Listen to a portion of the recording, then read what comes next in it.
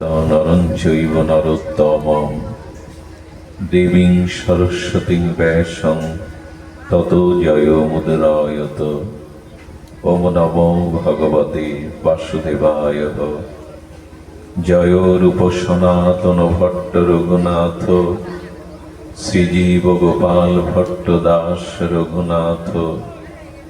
এই ছয় গোস্বামীর করি চরণ বন্ধন, যাহা হইতে বিঘ্ন নাশ অভীষ্ট পূরণ।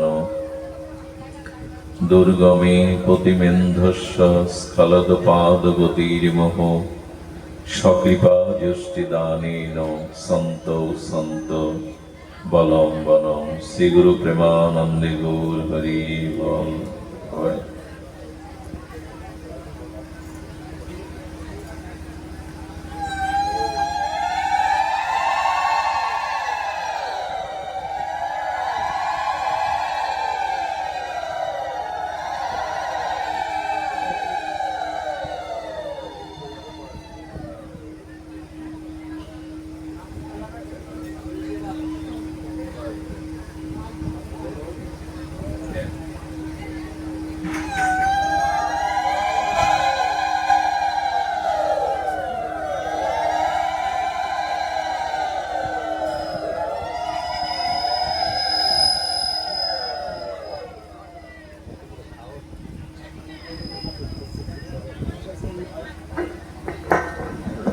জয় রাধে, জয় গৌর সুন্দর। মেন ভোকাল রেখে বাকিগুলো সব বন্ধ করে দেন। পৌঁছে না উনি করছে।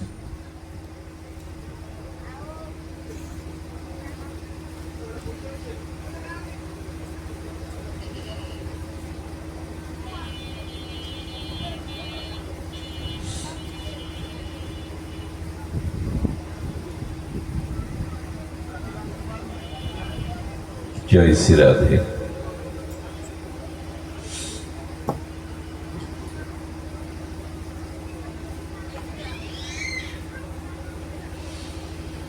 তস্মিন মহামুখরিতা মধু বিচরিত্র পীযূষ শেষ সরিত পড়তি স্রবন্তি, তা যে পিবন্ত বিতৃষ্ণ নিপগাঢ় কর্ণাস্তন, স্পৃশন্তীর ভয় শোক মহা।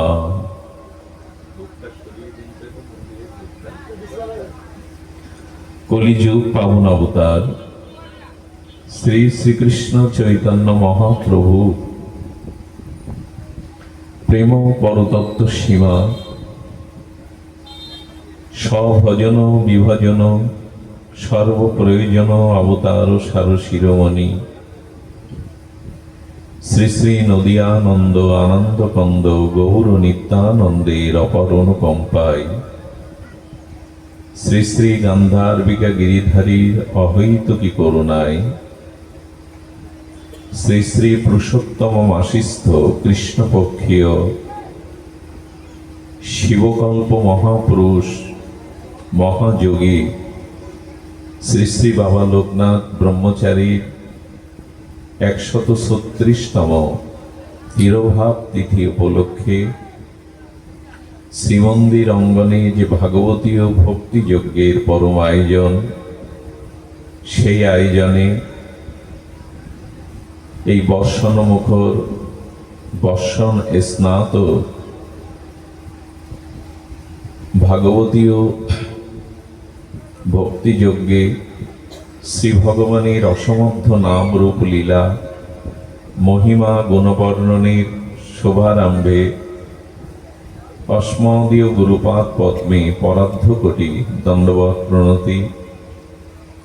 সমাগত সাধুজন, ভক্তজন, মহন্তজন, গুণীজন, সুধীজন, শ্রদ্ধাশীলা ধর্মশীলা দেবী মূর্তি মাতৃশক্তি মাতৃগণ, সকল ভক্তচরণে সশ্রদ্ধ দণ্ডবৎ প্রণতি।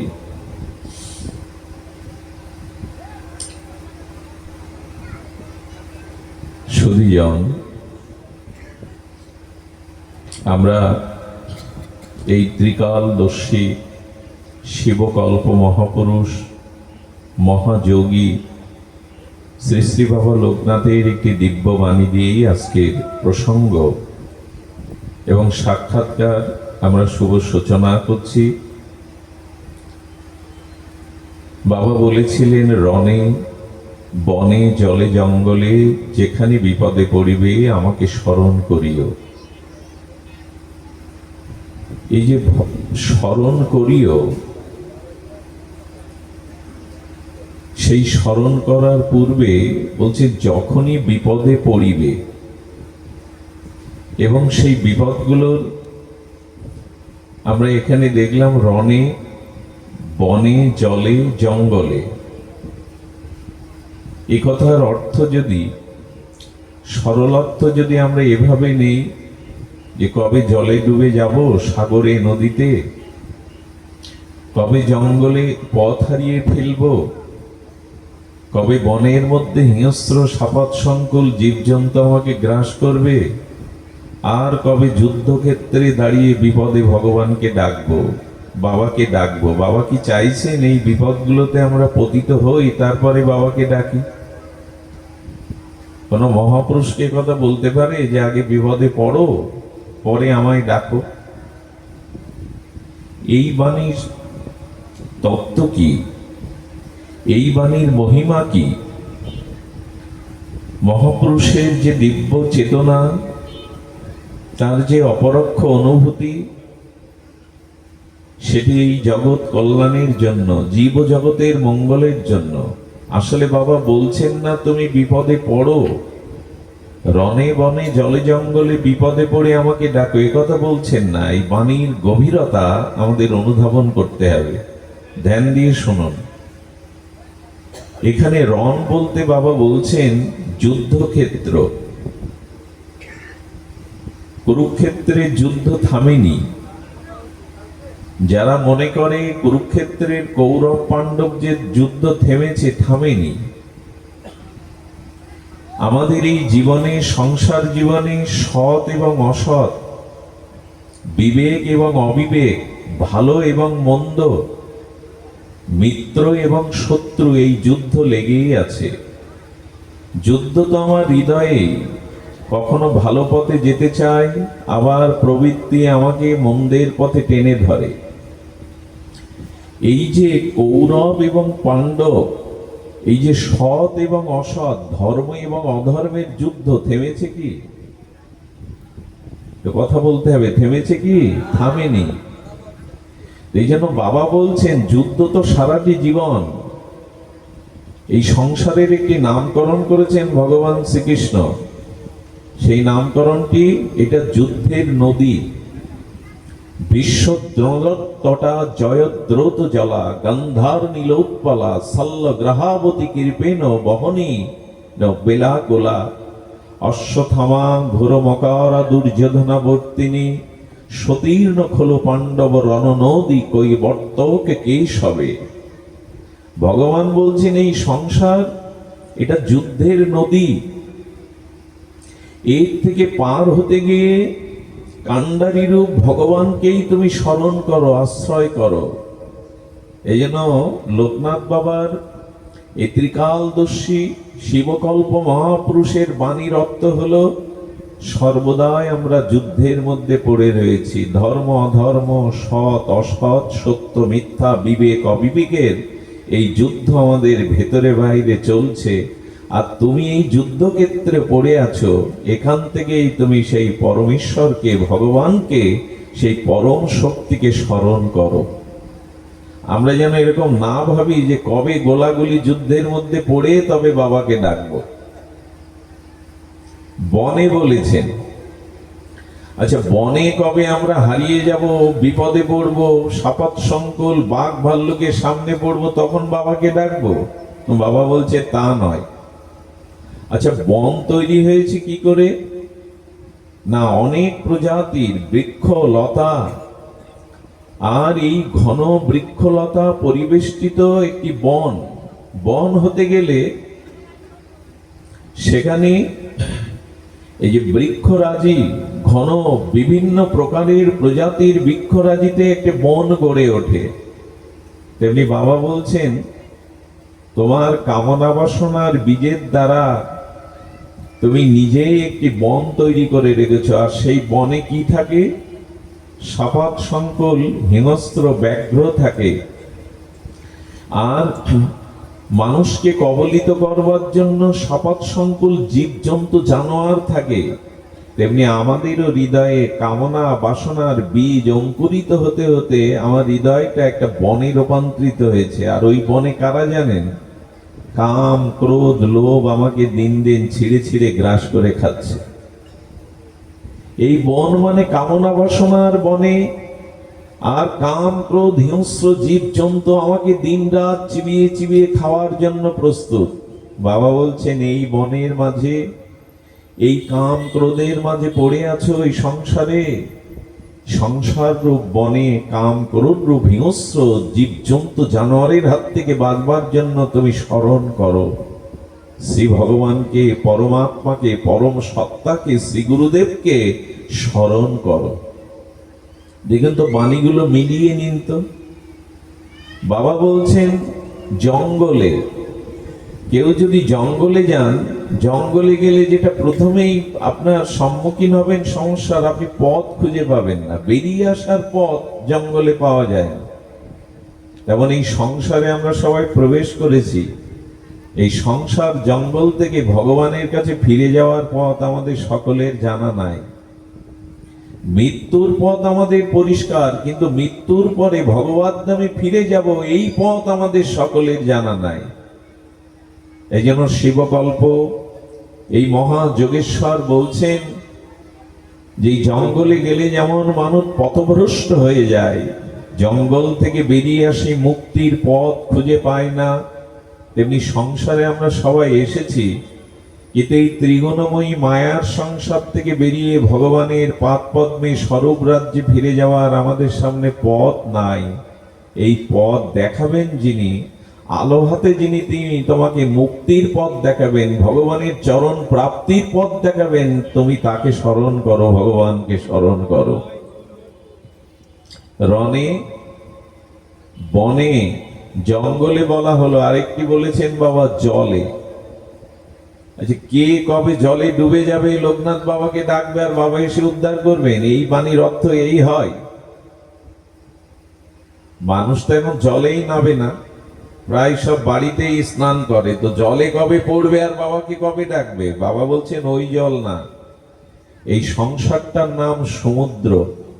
সংসার সমুদ্র। আর এই পুকুরের জল, নদীর জল, খাল বিলের জল চৈত্র বৈশাখে শুকিয়ে যায়, সমুদ্রের জল সহসা শোকায় না। এই জন্য গীতায় ভগবান এই সংসারটার একটি নাম দিয়েছেন। কি নাম দিয়েছেন? মৃত্যু সংসার সাগরত।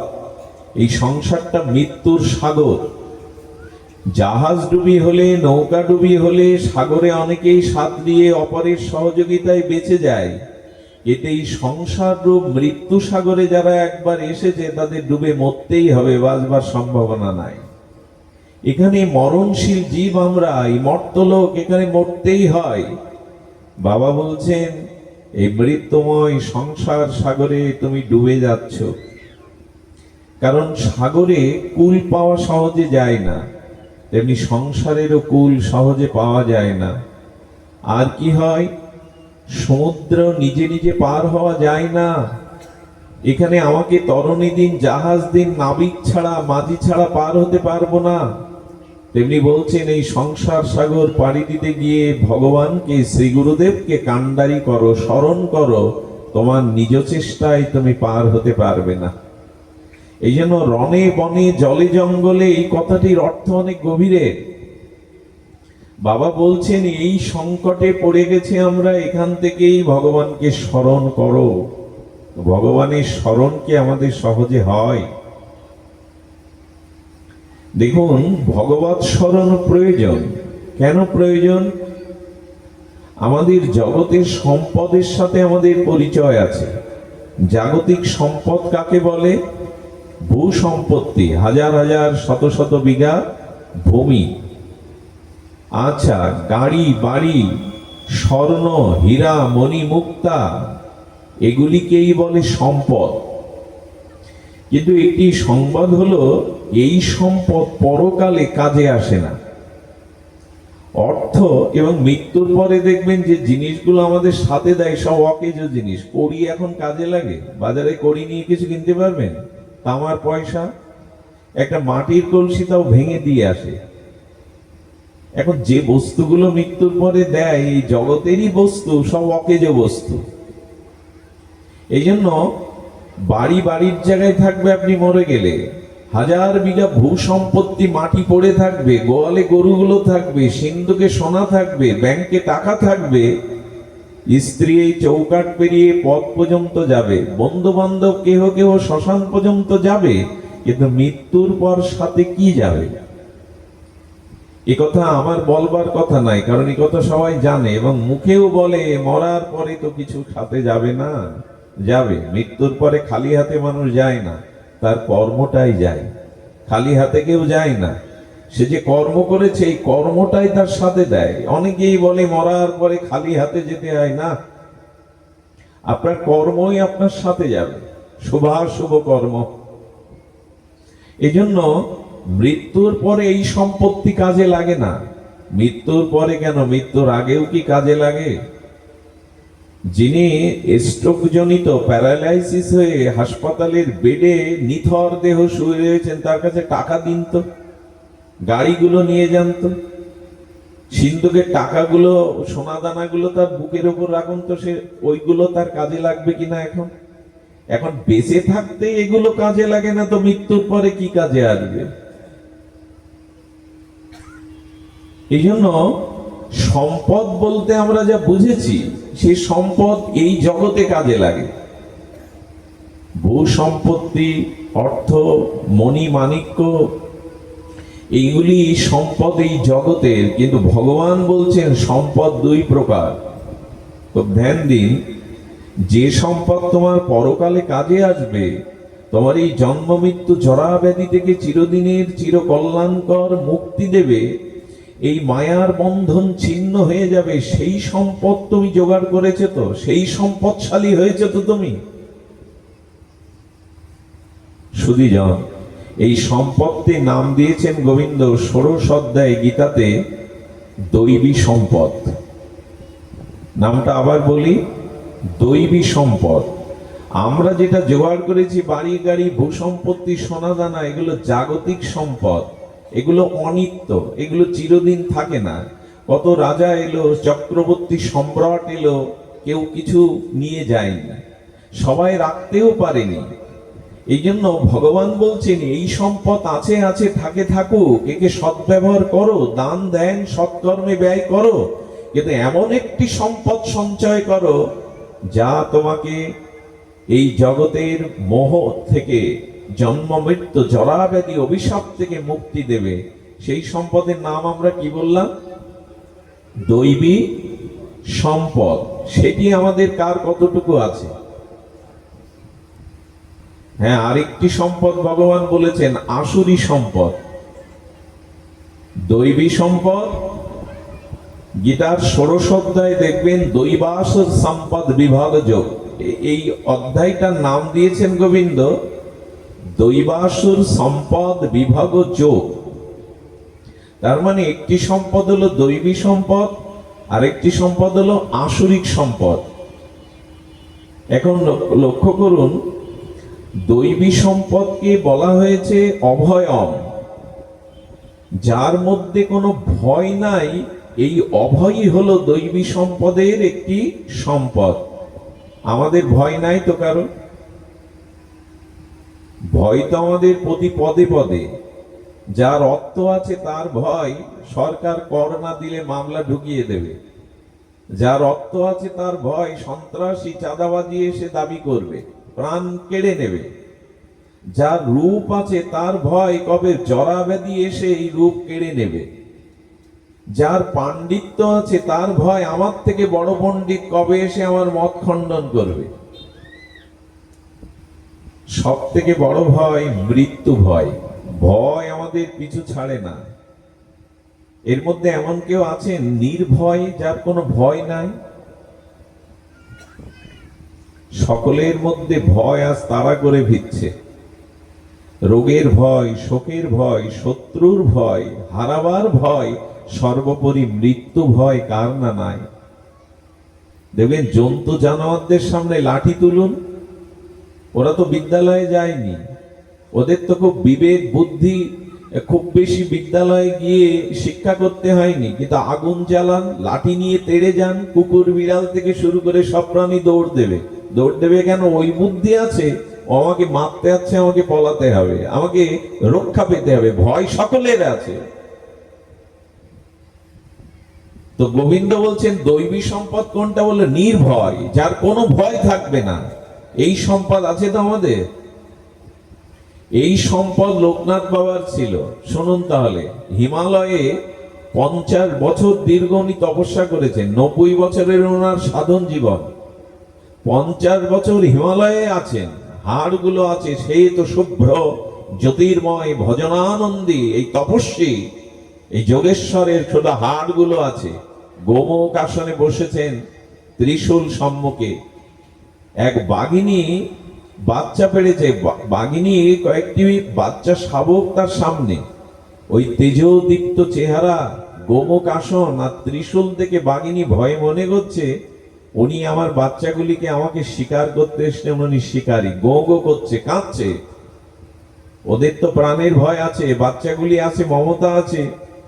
লোকনাথ বাবা ত্রিনয়ন নেত্রে ওর মনের কথা বুঝতে পেরে উঠে বাঘের কাছে হেঁটে গেলেন। এই দেখুন, এখানে বাঘ কেন? একটা বন্য প্রাণীর মধ্যে ছেড়ে দিন, আপনারা কেউ বসবেন না। উনি এগিয়ে গিয়ে বাঘের মাথায় হাত রেখে আশীর্বাদ করছেন, তোর ভয় নেই, তোর বাচ্চাগুলি আমার কাছে নিরাপদ। এরপর থেকে বাঘটি বাচ্চাগুলি বাবার চরণে রেখে বনে শিকার করতে যেত। এরা কারা?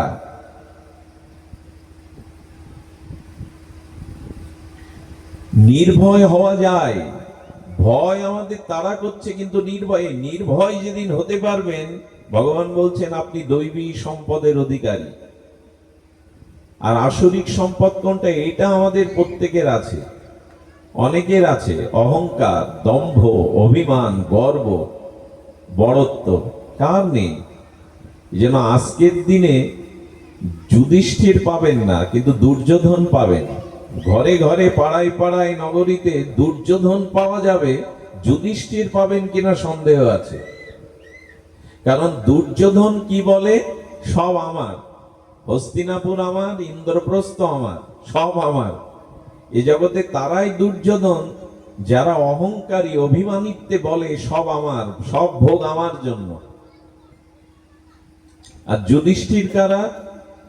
যারা বলে সব তোমার গোবিন্দ, কিছুই আমার নয়। দৈবী সম্পদ কাকে বলে? সব তোমার প্রভু, আমি তোমার দাস মাত্র, আমি প্রভু নই, আমি তোমার সেবক, আমি দাস।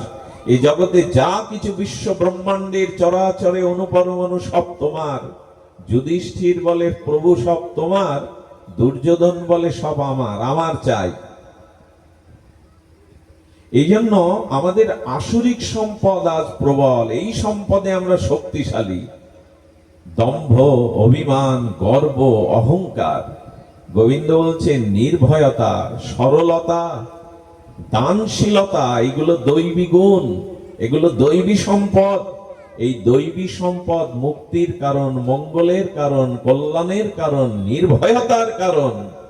আর আসরিক সম্পদ স্খলন, পতন, ধ্বংসের কারণ। কৌরবরা টিকে থাকেনি, রাবণ কখনো টিকে থাকেনি, টিকে থেকেছে রাম, টিকে থেকেছে পাণ্ডবগণ। আসরিক সম্পদ যাদের, তাদের ধ্বংস অনিবার্য। আজ লোকনাথ বাবার সাথে ব্লাড কানেকশন আমাদের নাই, আমরা তার বংশধর নয়। তাকে পূজা দিয়ে মন্দির করে কেন অনুষ্ঠান করছি? কেন তাকে স্মরণ করছি? তিনি দৈবী সম্পদের অধিকারী।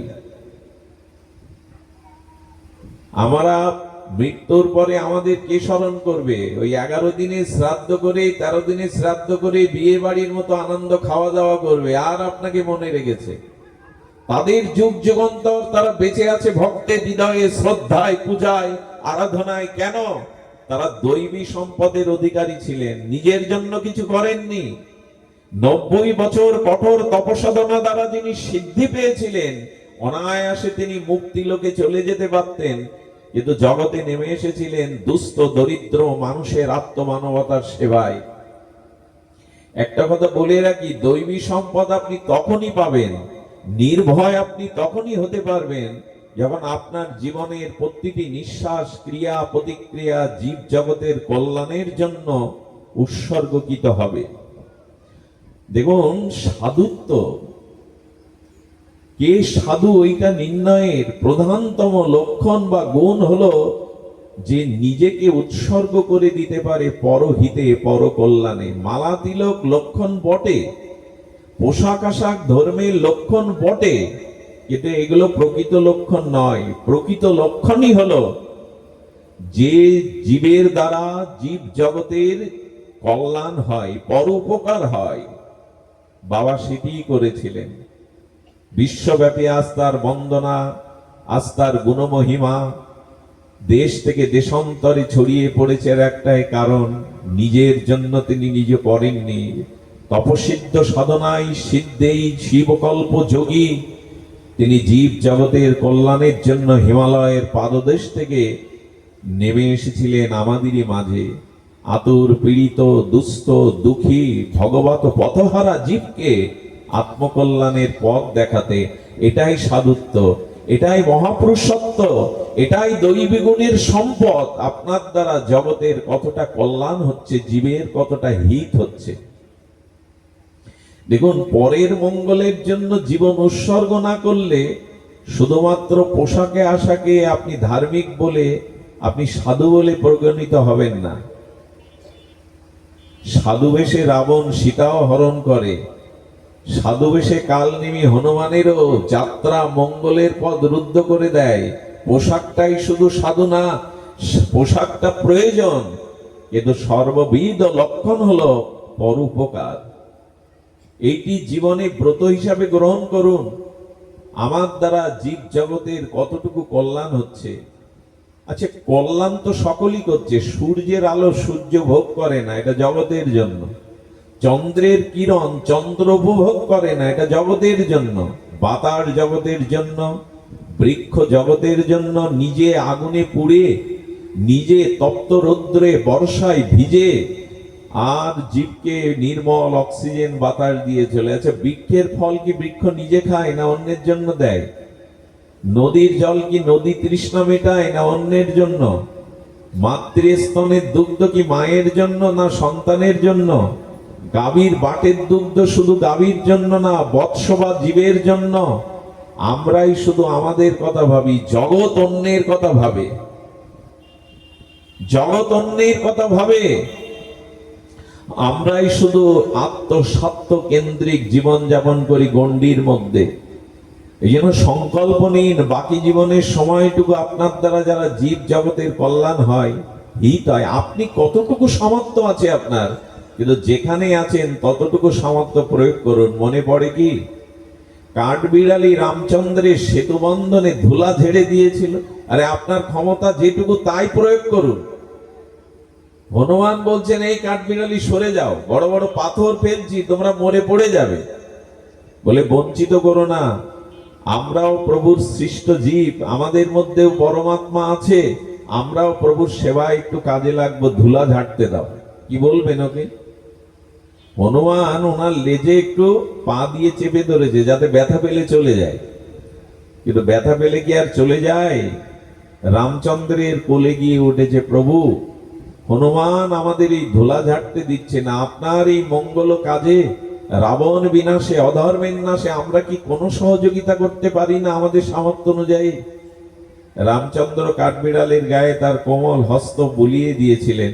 এই জন্য কাঠবিড়ালির গায়ে যে রেখাটা দেখবেন অপূর্ব। বলা হয় যে প্রভুর হাতের এই কমলের চিহ্ন, ওটি করকমলের চিহ্ন। তো কাঠবিড়ালি রামচন্দ্রের কোলে বসে আদর পাচ্ছে। হনুমান গিয়ে বলছে, বাহ, তাড়িয়ে দিলাম আর তুমি কোলে আসলে। বলে, প্রভু আমি একটা বিচার দিতে চাই। আপনার এই প্রিয় ভক্ত হনুমান আমার পায়ে লেজ টিপে ধরে ব্যথা দিয়েছে যাতে আমি ধুলো না ঝেড়ে চলে যাই। হনুমান বলছে, প্রভু পাথরের নিচে চাপা পড়বে, মানবদের পায়ের তলে পড়বে, আমি ওর ভালোর জন্য বলেছি, নালিশ তোমার পর্যন্ত এসে গেছে। রামচন্দ্র এসে বললেন, আচ্ছা কাঠবিড়ালি, সাজা কি দেব বলে দাও।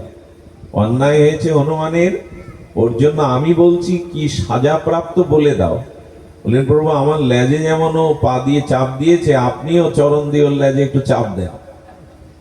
হনুমান হেসে উঠে বলছে, কাঠবিড়ালি, এই সাজা যেন আমার জন্মে জন্মেই হয়, প্রভুর চরণ যেন আমার অঙ্গ লাগে, এই সাজা যেন জন্মে জন্মে হয়। আমি বলতে চেয়েছি আপনি যেখানে একবার দাও, বলধ্বনি একবার দাও। আপনার সামর্থ্য যেখানে যতটুকু আছে তাই প্রয়োগ করুন না। কেউ বলে পরের উপকার করতে গেলে ধনী হতে হয়, টাকার মালিক হতে হয়, না, সদিচ্ছা থাকতে হয়। এই এখানে এসেছেন না, এখানে এসে একটা মানুষ বসার সুযোগ পাচ্ছে না, আপনি যদি পিছনে বসে তাকে সুযোগ করে দেন, এটাও সেবা।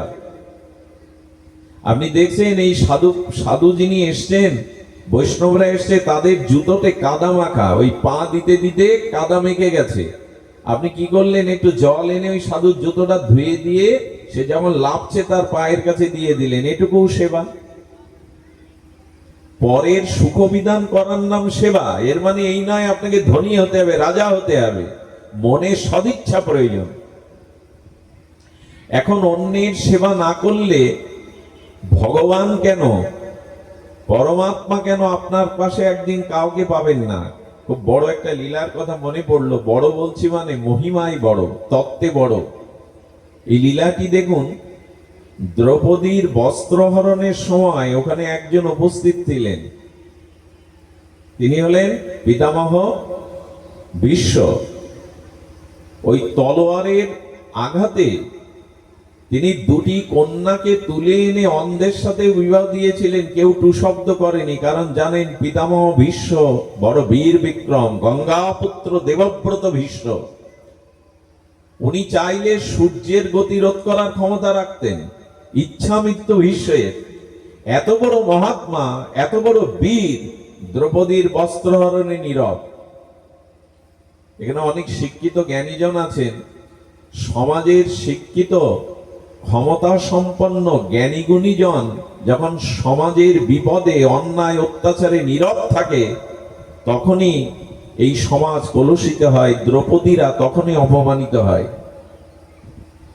আপনি যদি আপনার পাশে দেখা অন্যায় নীরব থাকেন, একদিন এর ফল আপনাকে ভোগ করতে হবে। আপনি ভাবলেন নীরব থেকে বেঁচে গেলেন না, অন্যায় অত্যাচার অধর্ম থেকেও, ক্ষমতা থাকতেও যদি নীরব থাকেন, এর খেসারত কিভাবে দিতে হয় মহাভারত থেকে জানুন। ভাবলেন আপনি বেঁচে গেলেন না, যে বিপদকে আপনি, এই বাবা এই তিলক দিস না, এখন এই সরে যা, তিলক দিস না, ধ্যান দিন, এইদিকে শব্দের দিকে ধ্যান দিন। বিশ্বদেব নীরব, অবশ্য একটা কারণও ছিল, বিশ্বের নীরবতার একটা কারণও ছিল। এটা যখন উনি সরসজ্জায়, তখন উনি পঞ্চপাণ্ডবদের রাজনীতি এবং ধর্মনীতি, একাদশী তত্ত্ব এবং অনেক কিছু তত্ত্ব কথা বলেছিলেন, ধর্মকথা। দ্রৌপদী দূরে দাঁড়িয়ে একটু উপহাসের হাসি এসেছিল। পিতামহ ওই সরসজ্জায় যন্ত্রণার মধ্যে বলছে, দ্রৌপদী তোমার হাসি পাচ্ছে ধর্মকথা শুনে? বলে, আপনার ধর্ম উপদেশ দেওয়ার কোনো অধিকারই নেই পিতামহ, আপনি ধর্ম উপদেশ দিতে পারেন না। কোথায় ছিল আপনার ধর্মজ্ঞান, কোথায় ছিল এই ধর্ম উপদেশ? যেদিন একটি কুলবধূ অসহায় সরলা রমণীর বস্ত্রহরণ হচ্ছে, সেদিন আপনার ধর্মবুদ্ধি কোথায় ছিল? আপনি এখন ধর্ম উপদেশ দিচ্ছেন। যারা ধর্ম মানে না, ধর্ম উপদেশ আচরণ করে না, তাদের উপদেশ দেওয়ার কোনো অধিকারই নেই। দ্রৌপদীর কথাই সম্মতি জ্ঞাপন করে বিশ্বদেব বলেছিলেন, আজ আমি ধর্ম দেওয়ার উপদেশ দেওয়ার অধিকারী হয়েছি, সেদিন অধিকারী ছিলাম না। বলেন কেমন?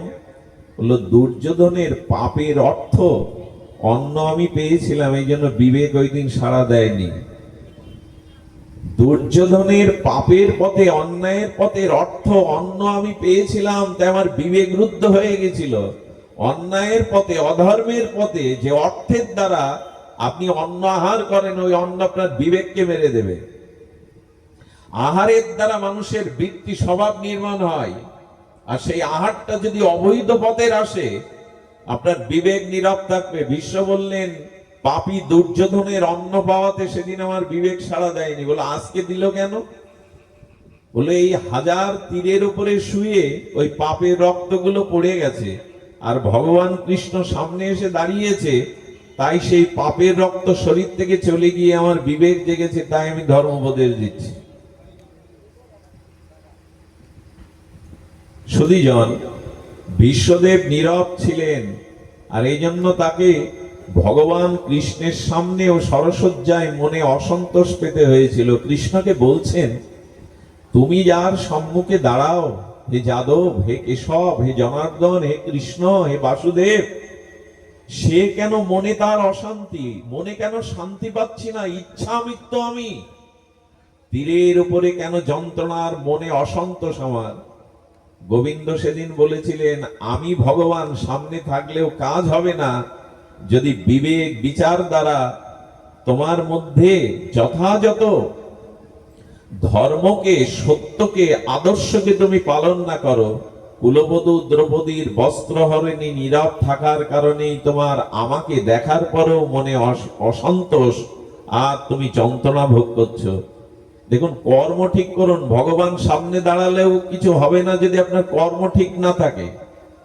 কারণ বিশ্বদেব কৃষ্ণকে দেখছে, তবু তার মনের অসন্তোষ, মনের যে যন্ত্রণা, এটা যাচ্ছে না, কারণ কর্মই ভালো নাই। আচ্ছা, কে পুত্র? বিশ্বদেব গঙ্গার পুত্র, যে গঙ্গায় স্নান করলে পাপ দূর হয়, আর সেই গঙ্গার গর্ভে জন্মেও একটি কর্মের জন্য ভগবানকে সামনে দেখেও তার মনে অশান্তি, অসন্তোষ দেখা দিয়েছে। শান্তি পাচ্ছেন না। শান্তি আমরা পাবো কি করে? শান্তি দিয়েছেন কাউকে? শান্তি যদি কাউকে সংসারে না দেন, আপনি শান্তি পেতে পারেন না, সে অধিকার আপনার নাই।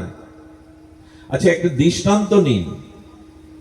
দৃষ্টান্ত হলো, আজ ভগবানের সামনেও বিশ্বদেব মানসিক যন্ত্রণায় ভোগ করছেন, কিন্তু একজনকে ভগবান কোলে নিয়ে চোখের জলে তার ব্যথা মুছিয়ে দিয়েছিলেন। সে কে জানেন? শগুন, গৃধ। শগুনের ভালো নাম হলো গৃধ। এই গৃধকে, জটায়ুর কথা মনে আছে রামায়ণে? জটায়ু হলো গৃধ প্রজাতির প্রাচীন গৃধ, যিনি অন্যের পচা মাংস খান, যার সদাচার নেই, যার তীর্থযাত্রা নেই, জপ ধ্যান নেই, শুধুমাত্র পর উপকারের কারণে ভগবানের কোলে বসতে, ভগবানের পিতা হওয়ার মতো সম্মান পেয়েছিলেন। ভগবান নিজে তাকে বৈকুণ্ঠে পাঠিয়ে দিয়েছিলেন একটাই কারণে, অন্যের কল্যাণের চিন্তা ছিল এই গৃধ জটায়ুর মস্তিষ্কে। সীতা যেদিন হরণ হয়, বারবার এই জগতে মেয়েদের, মায়েদেরই খেসারত দিতে হয়। আমি জানি না, কালকে রাশিমার মনে রায়ের দিন। এত বড় নৃশংস একটি ঘটনা আমাদের ভূখণ্ড ঘটে গেছে, এটি যখনই ভাবি কথা বলবার মতো শক্তি হারিয়ে ফেলি। একটা 7 বছরের বাচ্চাকে কিভাবে নৃশংস করে তার সর্বস্ব কেড়ে নিয়ে তার মাথাটাকে আলাদা করা হয় ছুরি দিয়ে। 4-5 হাত দূরে দরজার সামনে তার মা দাঁড়িয়েছিল। এই রাশিমার এই ঘটনা সারা বিবেককে, বিশ্ব বিবেককে জাগিয়ে দিল। আমরা কোথায়? ধর্ম শুধু আপনাকে উপবাস করতে বলে না, ধর্ম শুধু মালা তিলক নিতে বলে না। ধর্ম তখনই যখন আপনার বিবেক, আপনার চিন্তা চেতনা জগৎ জীবের কল্যাণে কাজে আসবে। আমি জানি না এই নরপশুদের যথাযথ শাস্তির বিধান কতটুকু আছে। বিচারের বাণী যেন নিভৃতে না কেঁদে ওঠে। রাশিমার বাবার উক্তি সারা বিশ্বকে নাড়িয়ে দিয়েছে, বিচার ব্যবস্থাকেই ধাক্কা দিয়ে দিয়েছে। সেদিন সীতামার আত্মনাদ সবাই শুনেছিল, ঋষি মুনি ভারতবর্ষের অনেকেই, কেউ এগিয়ে আসেনি। কেউ সেদিন এগিয়ে আসেনি। ঋষিমুনির কানে যায়নি মা সীতার আত্মনাদ, রাবণের হাত থেকে আমায় বাঁচাও। কেউ এগিয়ে আসেনি। গৃধ এগিয়ে এলো, একটা শগুন। এই দেখুন, পর উপকার, পরের কল্যাণের প্রাপ্তি কি। গৃধ এসে সামনে দাঁড়িয়েছে, বলে কেউ না আসুক, আমি এই ভারত ভূখণ্ডের, যেখানে রাম এসেছে, কৃষ্ণ এসেছে, হরি এসেছেন, আমি সেই ভূখণ্ডের একটি গৃধ হলেও, প্রাণীর মধ্যে হীন প্রাণী হলেও আমার এই বুদ্ধি আছে, পরস্ত্রীকে হরণ করা এটি অধর্ম, আর এটি রক্ষা করাই আমার ধর্ম। কি বলবো আপনাদের, স্বজাতির বিপদে কাকেরা যেভাবে একত্রিত হয়, আমাদের সনাতন হিন্দুরা তাও হয় না। একটা কাক বিপদে পড়লে, মরে গেলে দেখবেন হাজারটা কাক এসে চিৎকার করে প্রতিবাদ জানাতে থাকে তাকে ঘিরে। একটা হিন্দু বিপদে পড়লে আজ একটি অন্য হিন্দু বাইরে দিয়ে কিছুটা আনন্দ সুখ অনুভব করে।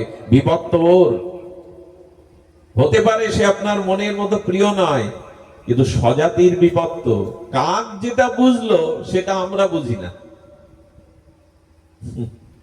কাক দেখেছেন তো, কাককে কেউ মেরে ফেললে হাজারটা কাক জোগাড় হয়, চিৎকার করতে থাকে, আকাশ বাতাস বিদীর্ণ করে আর্তনাদ করতে থাকে, প্রতিবাদ জানাতে থাকে।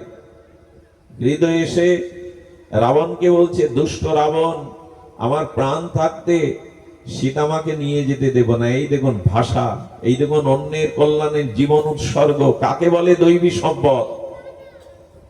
রাবণ বলছেন, গৃধ,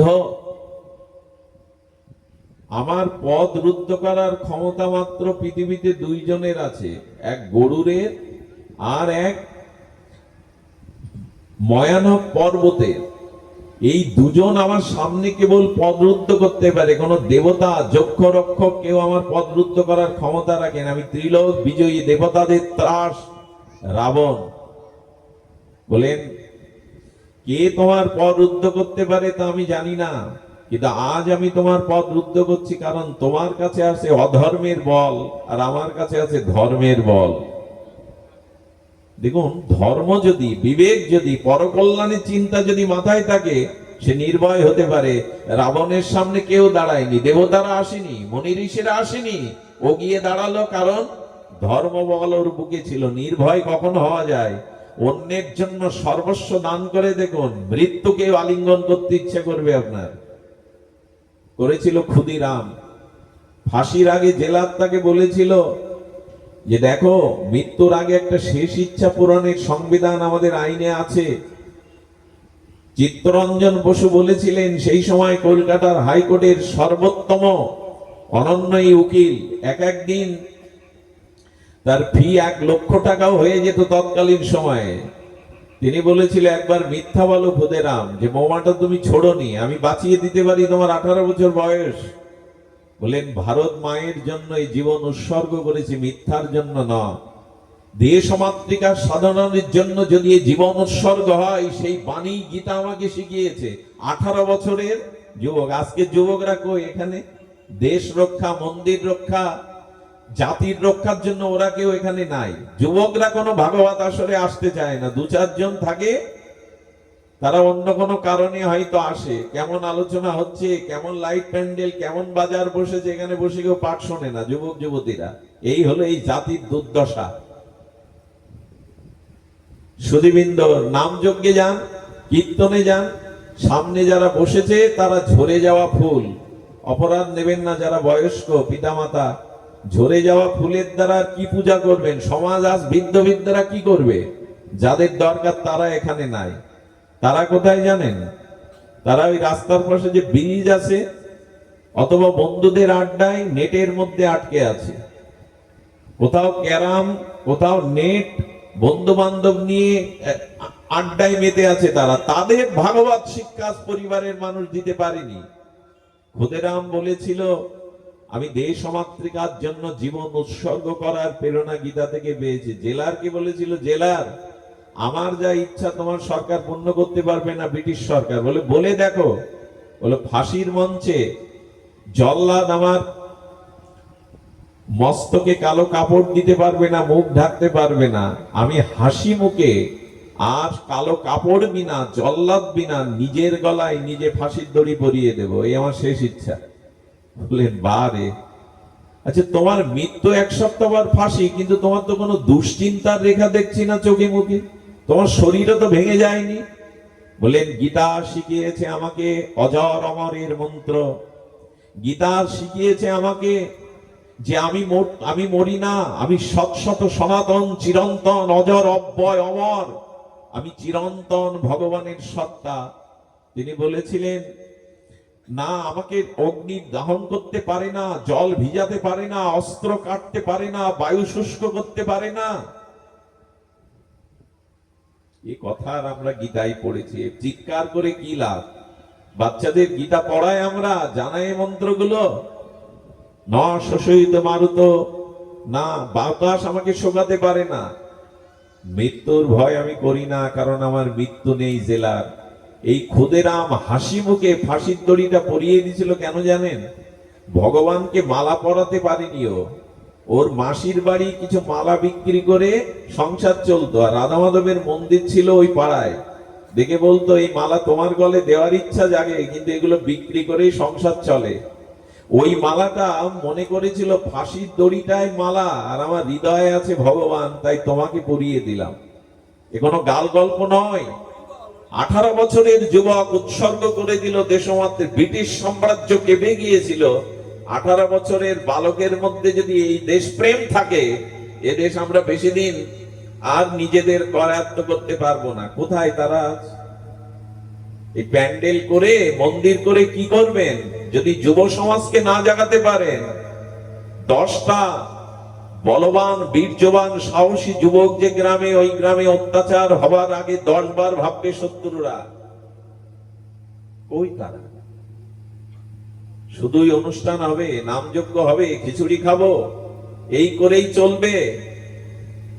পরের উপকারের জন্য গৃহীত এসে বলছে রাবণ, তোমার মধ্যে ধর্ম নাই, আমার মধ্যে ধর্মবোধ আছে, আসল লড়ো। কি করেছিল জানেন? চঞ্চু দিয়ে, ঠোঁট দিয়ে রাবণের সমস্ত অঙ্গকে ক্ষতবিক্ষত করে রাবণ মূর্ছিত হয়ে পড়ে গিয়েছিল। ধর্মবল একটি অন্যতম বল। আপনি শক্তিহীন হতে পারেন, কিন্তু আপনার ভিতরে যদি আদর্শ থাকে, ত্যাগ থাকে, ধর্ম যদি থাকে, ধর্মই বল। সুধীবৃন্দ, রাবণ মূর্ছিত হয়ে পড়ে গেছে। সঙ্গে সঙ্গে কিছু মানুষ দেখবেন ওই হাততালি দেওয়ার লোক তখনই আসে সামনে যখন কেউ জীবন দেয়। বলে বাহ বাহ জটায়ু বাহ, মেরে দিয়েছে, ওর চোখটা তুলে নাও। চোখ না দেখতে পারলে যুদ্ধ করবে কি করে? বলে এটা ধর্ম না। মূর্ছিত মানুষের চোখ তুলে নেওয়া আমার ধর্ম নয়। আমি এইটুকু শিখেছি, মূর্ছিত মানুষের চোখ তুলে নেওয়া ধর্ম নয়। এরপর রাবণ চেতনা ফিরে পেল, তার পাখা কেটে নিল, পড়ে রয়ে ঝড়ো ঝড়ো মুমূর্ষ পড়ে রইল এক জায়গায়। কেউ এসে বলছে কেন রাবণের সামনে দাঁড়াতে গেলে? এই হলো আমাদের কাজ, আমরা তো যাব না। আর কেউ গেলে বলবে দরকার কি ছিল, নিজের সর্বনাশ ডাকার কি ছিল? এই তো বলে মানুষ। বললেন আজ তুমি পাখা হারিয়েছো, উড়ে আর তীর্থেও যেতে পারবে না, যেখানে ভগবান সেখানেও যেতে পারবে না। জটায়ু বলেছিল আমি ভক্তি রক্ষার জন্য প্রাণ উৎসর্গ করেছি, পাখা হারিয়েছি, আমি উড়ে ভগবানের কাছে যাব না, এখন ভগবানেরই দায় আমার কাছে আসবার।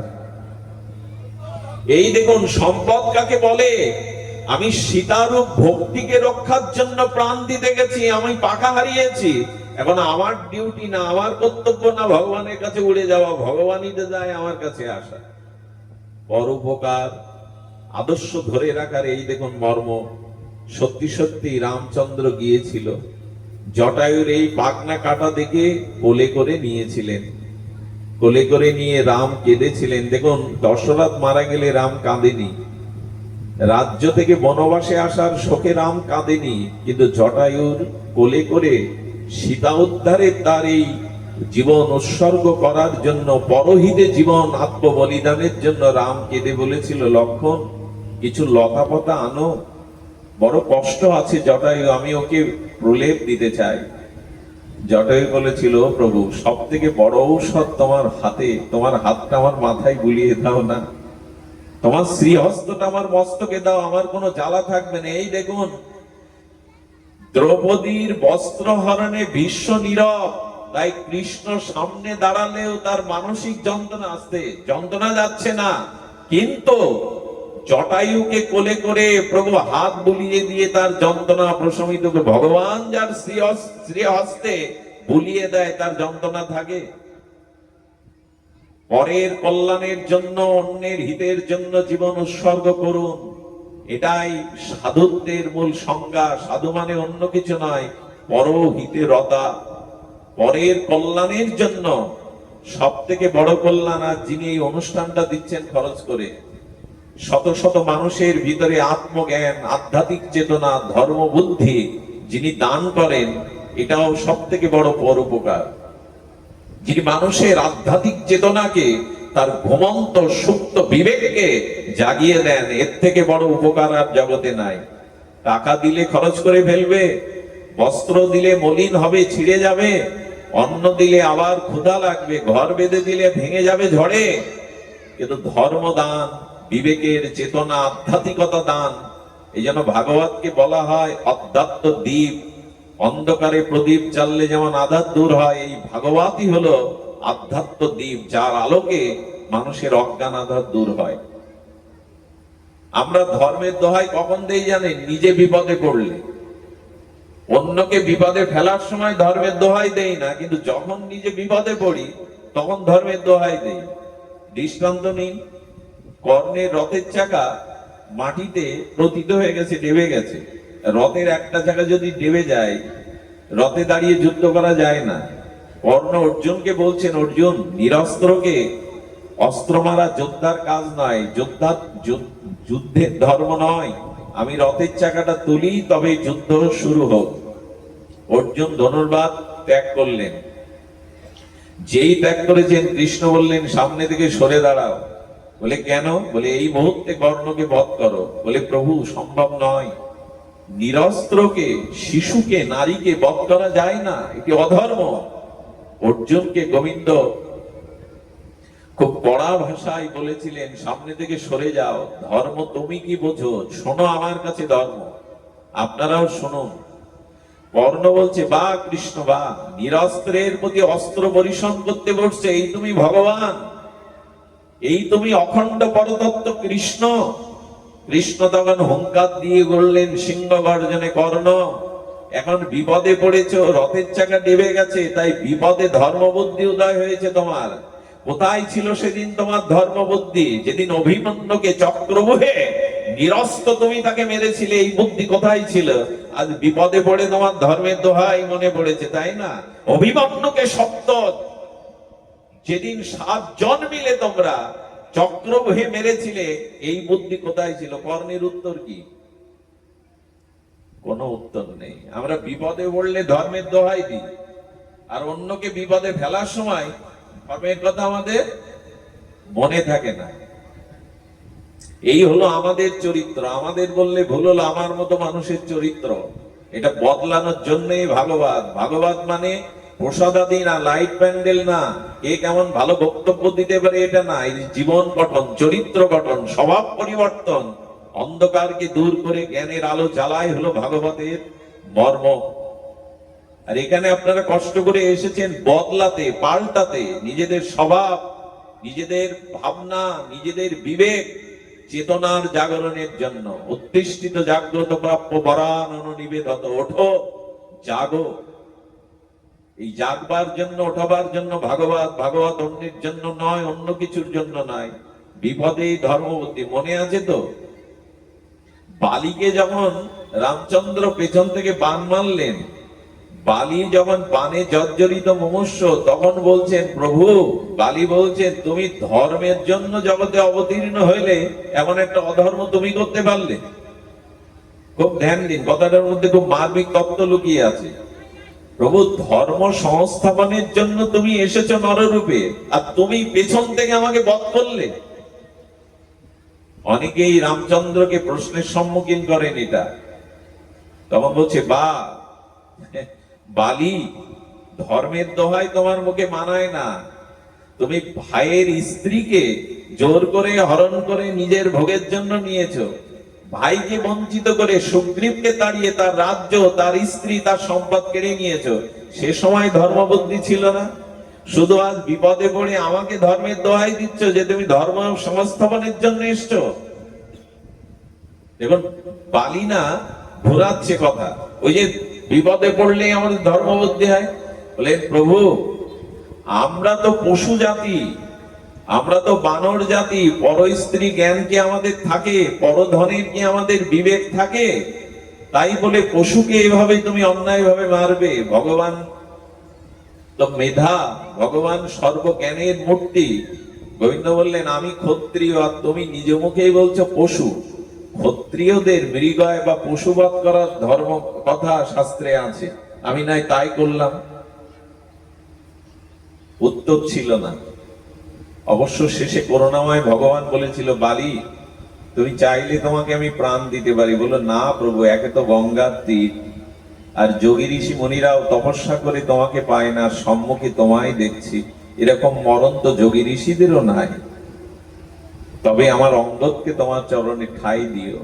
উনি দেখলেন চালাকি করে এখন আর কাজ হবে না ভগবানের সামনে। এই জন্য বিপদে পড়ে ধর্মের দোহাই দিয়েন না, অন্যকে বিপদে ফেলানোর সময় ধর্মের কথা মনে করুন। কারো যদি কিঞ্চিত ক্ষতি করেন, সেই ক্ষতি আপনার কাছে ফিরে আসবেই। কাউকে যদি অপমান করে থাকেন, এই অপমান আপনার কাছে ফিরে আসবেই। ক্রিয়া প্রতিক্রিয়া, এটা পেতে দোলনাটা জোরে ধাক্কা দেন, ও আপনার তাকে দ্রুতই ফিরে আসবে। দয়া করে এই জন্য অন্যের ক্ষতি চাইবেন না, অন্যের অকল্যাণের চিন্তা মাথায় রাখবেন না।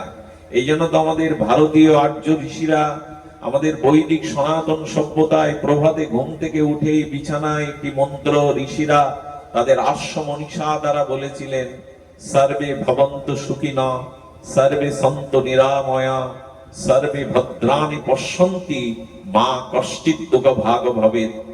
পৃথিবীতে আমি জানি না এই মন্ত্র আর কোন সম্প্রদায় বলে কিনা, কিন্তু সনাতনী হিন্দু ঘুম থেকে উঠেই তার মন্ত্র, পৃথিবীর সকলেই সুখী হোক, সকলেই নিরোগ লাভ করুক, কেউ যেন দুঃখ না পায়। বলি তো আমরা, আর বলি। আগেকার দিনে মানুষ বাড়ি থেকে কোথাও যাত্রা শুরু করলে বলতো, ভগবান হিংস্র জীব জন্তুর সাথে যেন রাস্তায় দেখা না হয়। জঙ্গল দিয়ে যেতে হতো, বন দিয়ে। এখন মানুষ কি বলে জানেন, ভগবান অমুক মানুষের সাথে যেন দেখা না হয়। এখন জীব জন্তুর থেকে মানুষকে মানুষ বেশি ভয় পায়। এর কারণ একটাই, আমরা মনুষ্যত্ব হারিয়ে ফেলছি, আমাদের বিবেক কাজ করছে না। সুধীবৃন্দ, এই জন্য শুরুতেই বলেছিলাম যে আমাদের জীবনে সব থেকে বড় প্রয়োজন দৈবী সম্পদ। আর এই দৈবী সম্পদ অধিকারে আপনি হতে পারেন, যে শ্লোকটি আমরা আলোচনা করেছিলাম, লোকনাথ বাবা এই শিবকল্প মহাপুরুষই প্রমাণ, যে সাধনার দ্বারা, দৈবী সম্পদ দ্বারা মানুষ কোথায় উত্তীর্ণ হতে পারে। বনের বাঘ হোক, তার জন্য কাঁদে। হিমালয়ে তিনি কাটিয়েছেন 90টা বছর তপস্যায়, কোন প্রাণী কর্তৃক আক্রান্ত হননি। তখন তো জঙ্গলে ভরা। সুধীবৃন্দ, নির্ভয় হতে গেলে দৈবী সম্পদ, আর দৈবী সম্পদ কি করে পাবেন, সেই প্রসঙ্গে আজকের শ্লোকটার একটু আলোকপাত। অনেকটা দূর আমাদের ডাক্তার দাদা, আসলে আমি বুঝতে পারিনি এতটা দূর, সেই কোন চারটেই বেরিয়ে এখানে এসেছে, এক সেকেন্ডও বিশ্রাম সময় পাইনি। আপনারাও বৃষ্টিতে স্নাত হয়ে এখানে এসেছেন, সময় নেওয়ার অধিকার নাই। তবু বলবো, আসুন এই দৈবী সম্পদের অধিকারী হওয়ার জন্য ভাগবত আমাদের কি বলেছেন।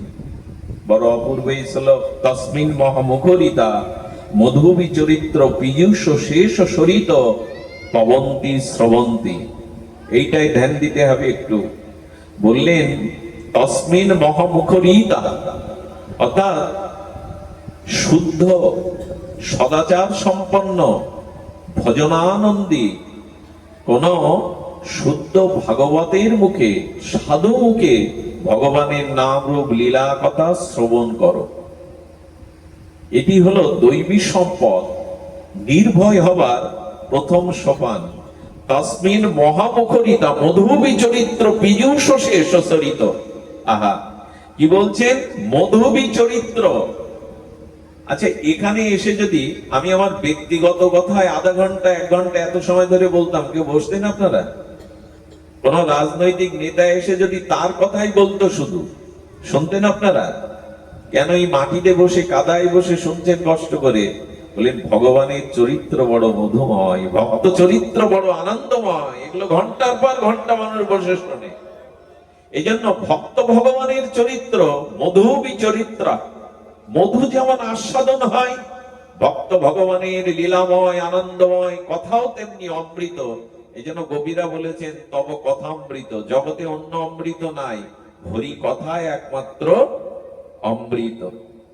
জীবনকে অমর করে দিতে পারে, জীবনকে শান্তিময় করে দিতে পারে। এই জন্য বললেন মধুবী চরিত্র পীযূষ, পীযূষ মানে অমৃত। তবে এই অমৃত কার মুখে শুনতে হবে? তসমিন মহামুখরিত, অর্থাৎ শুদ্ধ আচরণশীল বক্তার মুখে, ভাগবতের মুখে, সাধু মুখে ভগবানের চরিত্র কথা শুনতে হবে। যারা শুধু ব্যবসায়ী ভিত্তিক কথা বলেন, যারা শুধু, অনেকেই আছেন এই আসরে বসে নিজের কথা বলতে বলতে আধা ঘন্টা কেটে যায়, কি করেছি সারা জীবন, কোথায় জন্মেছি, কি মঠ তৈরি করেছি, এই সব কথা শুনতে আসে মানুষ। নিজেরে যেন না করি প্রচার, নিজেরও আপন কাজে, তোমার ইচ্ছা পূর্ণ কর হয়ে আমারও জীবন মাঝে, নিজেকে করিতে গৌরব দান, নিজেকে কেবলই করি অপমান। রবীন্দ্রনাথ বলছেন নিজের প্রচার করার জন্য তোমায় ভগবান পাঠায়নি, ভগবানের নাম রূপ লীলা ভক্ত চরিত্র প্রকাশ কর। এই জন্য শ্রবণ করবো ঠিকই, কিন্তু শ্রবণের জায়গাও জানতে হবে, কার মুখে শ্রবণ করতে হবে। বসেই যদি শুধু আমি আমার কথাই বলে গেলাম, কি হবে?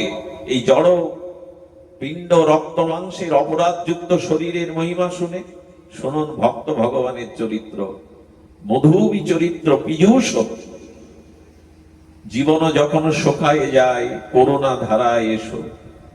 আমাদের জীবন যখন তৃষিত, তাপিত, পীড়িত হয়, তখনই ভগবানের এই অমীয় লীলা চরিত্র যেন ঝর্ণার পীযূষ অমৃত ধারা এসে শীতল করে দেয়। এই জন্য যখনই সময় পাবেন হরি কথা শুনবেন, ভক্ত মুখে শুনবেন। তসমিন মহামুখরিত মধুবী চরিত্র পীযূষ শেষ সরিত। এই অমৃতময় কথা শ্রবণই হলো আমাদের দৈবী সম্পদ, আধ্যাত্মিক চেতনা, ভগবত প্রাপ্তি। এটা একমাত্র শ্রেষ্ঠ উপায় শ্রবণ। এতে কি হবে? স্পৃশ্যতান তীর শোক মোহ ভয়। এই দেখুন, ভয় দূর হয়, শোক দূর হয়। আজকে যারা এখানে বসে হরিকথা শুনছেন খুব মনোযোগ দিয়ে, যাদের মন বাইরে বিক্ষিপ্ত তাদের কথা বলছি না, যারা দেহ ইন্দ্রিয় মন দিয়ে ভগবানের কথায় আশ্রয় করেছেন, তাদের মাথায় এখন সংসার চিন্তা নাই, তাদের অন্তরে এখন কোনো কুচিন্তা কুভাবনা আসবার সম্ভাবনাও নাই। তার কারণ সূর্য উদিত হলে অন্ধকার থাকে না, আর অন্ধকার দূর হলে ভূত প্রেত চোর দস্যু এরা নগরে দাঁড়ায় না, এরাও এদের আলায় চলে যায়। তেমনি বলছেন ভয় শোক মোহ এগুলো চলে যায় যদি কেউ ভগবানের কথা সাধুমুখে শ্রবণ করে। কেউ যদি ভগবানকে স্মরণ করে, তখনই তার ভয় মোহ দূর হয়ে যায়। ধ্রুব মহারাজ বাঘকে জড়িয়ে ধরছে, ওগো তুমি কি আমার হরি? ভয় আছে ধ্রুবের। 5 বছর বয়সী ধ্রুব বাঘ সিংহ থেকে বলছে, তুমি কি আমার পদ্ম পলাশ লোচন হরি? বাঘ আর হিংসা করতে পারছে না।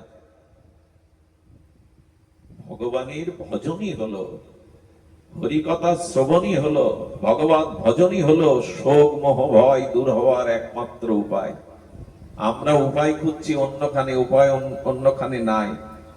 এটা যদি গাঢ় কর্ণ শুনতে হবে কি করে? গাঢ় কর্ণ, গাঢ় কর্ণ মানে মরুভূমিতে জলের তৃষ্ণায় ওষ্ঠগত প্রাণ, সেখানে এক ফোঁটা জল কেমন মনে হয় আপনার? মরুভূমিতে প্রাণ ওষ্ঠাগত একটু জলের জন্য এক ফোঁটা জলের মূল্য তখন কত মনে হয়? তেমনি প্রতিটি হরিকথা গাঢ় কর্ণে যিনি, ওই মরুভূমিতে তৃষ্ণার্ত ওষ্ঠগত প্রাণ মানুষের এক বিন্দু জলের যেমন পিপাসা, প্রতিটি হরিকথা শ্রবণে যার ওই জাতীয় পিপাসা, তিনি ভক্তি লাভ করেন। তারই হরিকথা জীবনে কল্যাণময় মঙ্গল ডেকে আনে। সুধীবৃন্দ, আজকে শ্রবণের কথা বলা হচ্ছে, কিন্তু কেউ কারো কথা শোনে না। দেখুন, সাধু তো হতে পারিনি, এ পথে এসে অনেকেই মোবাইল করে কল করে আমাদের কাছে এসে ওই একটাই কথা বলে, আমার কথা কেউ শুনতে চায় না। না স্ত্রী না শোনে, না সন্তানরা শোনে, না ছেলে মেয়ে, সব এই অবজেকশন, সব এই একটাই নালিশ, আমার কথা কেউ শোনে না। দেখুন, কথা শুনতে হবে। শ্রবণাং বলেছেন, নববিধা ভক্তির প্রথম শ্রবণ করতে হবে। কেউ কারোর কথা শুনতে চাইছে না, পিতার কথা পুত্র শুনতে চাইছে না, গুরুজনের কথা সাধারণরা নিতে চাইছে না, অগ্রজরা তারা অনুজরা নিতে চাইছে না। আমি অনুরোধ করব, কথা শ্রবণের একটা সাধনা গড়ে তুলুন, শ্রবণ করুন। তবে এই শ্রবণ আগেই বললাম, সাধুমুখে হরি কথা, ভগবত কথা শ্রবণ গাঢ় কর্ণে যেন এক বিন্দু বাদ না পড়ে যায়। নিদ্রা এসে, অলসতা এসে, হাত ঘড়ির ব্যস্ততায় যেন গাঢ় কর্ণ বাদ না যায়। গাঢ় কর্ণে হরিকথা বলো, হরিকথা কর্ণ দিয়ে প্রবেশ করে হৃদয়ে যায়, আর হৃদয়ে গেলেই তখন ওই হৃদয়ে হরি কথার মধ্যে হরি সাক্ষাৎ তার হৃদয়কে সুরক্ষা করে, ভয় মোহ শোক দূর করে দেয়। অনন্ত জন্মের অবিদ্যা, কুকামনা, বাসনা, কুসংস্কার বিদুনতি সরিত সতাম গোবিন্দ ধুয়ে মুছে দেয়। এই জন্য ভগবানের কথা আমাদের শ্রবণ করতে হবে।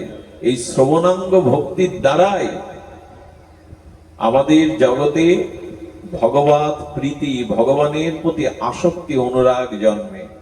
তবে আজকে কদিন ধরে একটা কথা বারবার বলছি, আপনাদের শোনাতে মন চাইছে। দেখুন, হরিকথাতে মনোনিবেশ হয় না কাদের, সাধন ভজনে মন অনুরাগ আসে না কাদের। মাঝে মাঝে হরিনাম করে, চোখে জল আসে, কিন্তু এইখান থেকে উঠে গেলে আর ওই ভাব থাকে না। কেন এমন হয় বলতে পারেন? এর চারটি কারণ, খুব মার্মিক দার্শনিক কারণ। দুপা এগিয়ে যেতে পারবেন যদি মন দিয়ে চারটি কারণ শুনুন। পাপ অনেক প্রকার। জুয়া খেলা পাপ, এটা মহাপাপ বলেছেন। ড্রাগ অর্থাৎ মদ নেওয়া, মদ বা গাঁজা, আফিন এগুলো খাওয়া মহাপাপ, শুধু পাপ না। পরস্ত্রীতে দৃষ্টি, কুদৃষ্টি, পরস্ত্রীতে গমন, পশুকে প্রাণীকে হত্যা করে জিহ্বার লালসায় তাকে খাওয়া, হিংসাদি করা, পরের ক্ষতি করা, পাপ অসংখ্য, অসংখ্য পাপ। কিন্তু আমায় আজকে আপনারা বলে যান, পাপের রূপ কেমন? পাপের রূপ দেখেছেন কখনো? পাপ দেখেছেন অনেক, পাপ ঘটতে দেখেছেন, পাপ আমাদের দ্বারাও হয়, কিন্তু পাপের রূপ কেমন, কয়টি? এটি যদি শোনেন খুব মন দিয়ে, আমি নিশ্চিত বলতে পারি দুপা আপনি এগিয়ে যাবেন। আজ আপনার জীবনের কোনো একটা স্বভাব পরিবর্তন হতে পারে। পাপের রূপ চারটি। আমি রূপ বলছি, পাপ অসংখ্য, পাপ অসংখ্য, অগণিত, কিন্তু পাপের রূপ চারটি। এই চারটি ধ্যান দিয়ে শুনুন। পাপের রূপের পরিচয় যদি পান, তাহলে আপনি নিশ্চয়ই আপনার বিবেক চেতনা দিয়ে এই পাপ কর্ম থেকে দূরে থাকা 10 বার অন্তত পাপের সম্পর্কে আপনার বিবেক কথা বলে উঠবে। পাপের প্রথম রূপ অন্ধকার। পাপের প্রথম রূপ অন্ধকার। আচ্ছা, এখানে সব আলোগুলো নিভিয়ে দেন। এই ভাগবত আসরের থেকে সব বৈদ্যুতিক বাতিগুলো নিভিয়ে দেন। ফল কি হবে? কথা চালিয়ে যাওয়া যাবে, মাইকে শব্দ হবে, আমি আপনাদের দেখতে পাবো। তার মানে আমাদের যে স্বরূপ, এইটা আবৃত হয়ে যাবে, ঢেকে যাবে। অন্ধকারের ধর্ম কি? সবকিছু ঢেকে দেওয়া। নিজের হাতে রাখা ঘরের বস্তু অন্ধকারে হাত রাখতে হয়, পাওয়া যায় সব সময়। তার মানে অন্ধকারের ধর্ম হলো বস্তুকে ঢেকে দেওয়া, আবৃত করা। তো পাপের রূপ হলো অন্ধকার। যার জীবনে পাপ আছে, তার জীবনে অন্ধকারে ঢেকে আছে। কোনটা? সে পথ পায় না, কল্যাণের পথ, মুক্তির পথ সে পায় না। আর সে নিজেকে জানতে পারে না, ভগবানকেও জানতে পারে না। কারণ এখানে আলো নিয়ে দিন, না আপনি আমাকে দেখতে পাবেন, না আমি আপনার মুখ দেখতে পাবো। এই ভাগবতের অক্ষরগুলো তো আছে, আলো নিভে গেলে আর দেখতে পাবো আমি? একটু কথা বলুন, দেখা যাবে? দেখা যাবে না। তার মানে পাপের রূপ হলো অন্ধকার। এই অন্ধকারে একজনকে যেতে হয়েছিল যে জীবনে মিথ্যা বলেনি। এই অন্ধকারকেও একজনকে যেতে হয়েছিল। অন্ধকার মানে নরক, অন্ধকার মানে পুঁতি, দুর্গন্ধময় যন্ত্রণা। সেখানে কারো অন্ধকার, কোনো আলো নেই। একজনকে যেতে হয়েছিল যিনি নিজে ধর্মরাজ, ধর্মের রাজা। যুধিষ্ঠির মিথ্যা কখনো বলেনি, কিন্তু কুরুক্ষেত্রের যুদ্ধে শ্রীকৃষ্ণের কারণে একটা মিথ্যা তাকে বলতে হয়েছিল। কি অদ্ভুত জিনিস দেখুন, কৃষ্ণ বলছেন যুদ্ধে সবসময় নীতি নিয়ে চললে যুদ্ধ জয় হয় না, যুদ্ধ কৌশলের জিনিস। আপনি বলুন অশ্বত্থামা হত, তাই না? সবার জানা এটা। কিন্তু বিষয়টি হলো দ্রোণাচার্য, যাকে মারবার জন্য মিথ্যা বলানোর চেষ্টা করছে শ্রীকৃষ্ণ, ধর্মরাজ যুধিষ্ঠিরকে সেই দ্রোণাচার্য বলেছিল কৃষ্ণের মুখের কথা আমি বিশ্বাস করি না, কিন্তু যুধিষ্ঠির বললে আমি বিশ্বাস করব। কারণ কৃষ্ণ অনেক সময় প্রতিজ্ঞা রেখে সে বলেছিল কুরুক্ষেত্রে অস্ত্রে ধরবো না, ভক্তের জন্য সেই অস্ত্রই ধরে বসলো। যুধিষ্ঠিরের দ্বারা এই কথা বলেছিল সামান্য একটু, ইতি গজ অশ্বত্থামা হত ইতি, একটা হাতিকে অশ্বত্থামা নামের একটা হাতিকে মারা হলো, এটা সত্য। সামান্য মিথ্যার কারণে নরকের অন্ধকার দর্শন করলো, চিৎকার করে উঠলেন ধর্মরাজ, এই অন্ধকার কেন? আমি কেন সামনে পথ দেখতে পাচ্ছি না? এই পথই দুর্গন্ধ, বিভৎসতা কেন? চিৎকার কেন? বলে আপনি নরক দেখছেন। আমি নরক দেখছি? বললো হ্যাঁ। যুধিষ্ঠিরের যদি অন্ধকারে যেতে হয় মৃত্যুর পরে, আপনাকে আমাকে কোথায় যেতে হবে তা ভেবেছেন? যদি না ভেবে থাকেন তো কিছু বলার নেই, কিন্তু ভাবা উচিত ছিল যে মরার পরে যাব কোথায়? আবার শুকর কুকুরে জন্মাবো না তো? যদি জন্মায় অন্ধ বিকলাঙ্গ হয়ে বস্তিতে, রেল বস্তির পাশে জন্মাবো না তো? যদি ওইখানে যাই কর্ম বিভাগে, কি করার আছে আপনার আমার? এখন আপনি উঠতেও পারেন, বসতেও পারেন, ডানে যেতে পারেন, বামে যেতে পারেন, মৃত্যুর পরে দেহ থাকবেন, ওই সময় আপনার কোনো ইচ্ছা কাজ দেবে না। আপনি যা করে গেছেন সেই কর্ম অনুযায়ী আপনি আলোর পথে না হয় অন্ধকারের পথের যাত্রী হবেন। আজকে একটু ভাবুন, আত্মীয়র বাড়িতে যেতে গেলে কত কিছু ভাবেন, ভারতে যেতে গেলে পাসপোর্ট, ভিসা, কোন ডাক্তার দেখাবেন, কোন যানবাহনে যাবেন, কোন আত্মীয়র বাড়িতে উঠবেন, এত পরিকল্পনা। মৃত্যুর পরে কোথায় যাবেন তার ভাবনা নেই। এই ভাববার জন্যই ভাগবত, মরার পরে যেন অন্ধকারের যাত্রী না হই, মরার পরে যেন ওই অন্ধকার প্রতি যন্ত্রণাময় নরকবাস না হয়। এই জন্য পাপের প্রথম রূপ হলো অন্ধকার। আমরা অন্ধকারের যাত্রী হতে চাই না। অন্ধকারকে কেউ ভালোবাসে না। এই জন্য দয়া করে পাপের হাত থেকে, এই অন্ধকারের পথের, মৃত্যুর পরে নরকময় অন্ধকারের পথে যাত্রী যাতে না হতে হয়, আসুন পাপ থেকে নিজেকে মুক্ত রাখার অন্তত চেষ্টাটা তো করি। পাপের দ্বিতীয় রূপ চঞ্চলতা, বহির্মুখিতা। কি বললাম? একটু নিজেরা বললে মনে থাকে। একটু চঞ্চলতা বা বহির্মুখিতা। আচ্ছা দেখুন তো, যিনি প্রতিদিন দোকানদারি করেন, টাকা রোজগার করেন, তিনি কি বলতে শুরু করেন এই টাকা রোজগার আমার ভালো লাগে না, মন বসে না? মন বসে বলেই তো না খেয়ে না দিয়ে দোকানে যায়। আচ্ছা যে মদ খায়, গাঁজা খায়, তাকে বলতে শুনেছেন মদ খেতে আমার মন চায় না? কেউ বলে কি? একটু কথা বলবেন, বলে কি? বরঞ্চ স্ত্রীর গহনা বেচে মদ কিনতে যায়। দুধ কিনতে গেলে দর কষাকষি করে, মদ কিনতে গেলে পকেট থেকে এক মুঠো বের করে দেয়, দর করে না। আচ্ছা যে চুরি করে সে কখনো বলে কি চুরি করতে আমার মন চায় না? বলে কি বাবু? বলে না। বলে চুরি করতে মন চাই বলে তো চুরি ডাকাতি করে, নেশা করতে মন চাই বলে তো নেশা করে, দোকানদারি করে টাকা রোজগার করতে মন চাই বলে দোকানদারি করে। কিন্তু একটা জায়গায় বলে যে আমার মন বসে না, মন চায় না, সেটাই ভগবানের ভজনের বেলায়। লক্ষ্য করেছেন? আমার সকলেই বলে বসে আমার মন কেন নামে রুচি হয় না, নাম করতে ইচ্ছা করে না, ধ্যান করতে ইচ্ছা করে না। এই জায়গাটাই এই শব্দটা আসে কেন? ভগবানের নাম কি অপ্রিয়? ভগবানের ভজন কি কষ্টের, অমঙ্গলের? যদি মঙ্গল, উদ্ধার, আনন্দের কারণ ভগবত ভজনায়, সবাই কেন এই কথা বলে মন ঠিক ঠিক নামে বসতে চায় না? কারণ কি? খেলনাকে মন দিলেন শিশুকালে, খেলার সাথীদের মন দিলেন, বিদ্যাকে মন দিলেন, টাকাকে মন দিলেন, বিয়ের পর স্ত্রীকে মন দিলেন, শুধু ভগবানে মন যেতে চায় না। নেশাকে মন দিলাম, টাকাকে মন দিলাম, জগৎকে মন দিলাম, হরিনাম করতে বসলে মন। আচ্ছা এখানে যদি আমি বলি রাধারানীর চরণ চিন্তা 10 মিনিট ধ্যান করুন হৃদয়ে,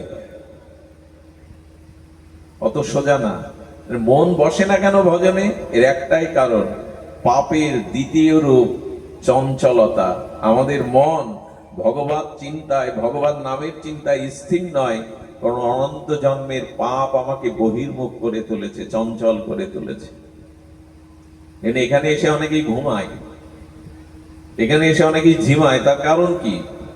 বলে এহেন কৃষ্ণ নামে প্রেম নাহায় অঙ্কুর, জানিও দেহে আছে অপরাধ প্রচুর। হৃদয়ে যদি অনেক জন্মের পাপ অপরাধ থাকে, হরিকথাতে রুচি হয় না। আচ্ছা, যদি কারো দীর্ঘদিনের জ্বরের কারণে পিত্ত দুষ্ট হয়, পিত্তরস দুষ্ট হয়, অর্থাৎ পিত্ত দোষে দুষ্ট জিহ্বার রসে মিশ্রি দিলে কি লাগে? তিতো লাগে কিনা? যার পিত্ত দোষ ঘটে, যে যা খায় কি লাগে? স্বাদ লাগে। মিশ্রির স্বাদ কি তিতো? ওল লাগছে যে। তেমনি পাপ যদি হৃদয়ে থাকে, তবে ভগবানের নামে, ভগবানের ভজনে মন বসতে চায় না, দৌড়ে বেড়ায়। যেই ধ্যান করতে যাব, বিষয় এসে যাবে, শত্রু এসে যাবে, ভগবানের চরণ আসবে না। এই জন্য পাপের দ্বিতীয় রূপ হলো বহির্মুখিতা, চঞ্চলতা। 90 বছর তপস্যা করছেন আমাদের বাবা লোকনাথ, 90 বছর বসা যায় এক জায়গায় ভজনে। এরা কারা? এরা মুক্ত পুরুষ, ভজনের দ্বারা নিজেকে মুক্ত করেছেন। এরা ভগবানের বিশেষ শক্তি আবেশ রূপে এই মহামানবগণ এসেছিলেন। জন্মটাও বাবার বড় অদ্ভুত। কমলা দেবী আর রামনারায়ণ জন্মের আগেই স্বামী স্ত্রী বিছানায় বসে আলাপ করছে, যদি ভগবান আমাদের এবার কোনো সন্তান দেয়, তাকে সন্ন্যাসী করে দেব, জীব জগতের কল্যাণে দিয়ে দেব। কোন বাবা মাই চিন্তা করে এখন জন্ম দেয় ছেলের সন্তানের? উদ্দেশ্যই ছিল মহান। 11 বছর বয়সেই বেণু মাধব আর গুরুদেবের হাতে দিয়ে দিলেন পিতামাতা। পারবেন তো?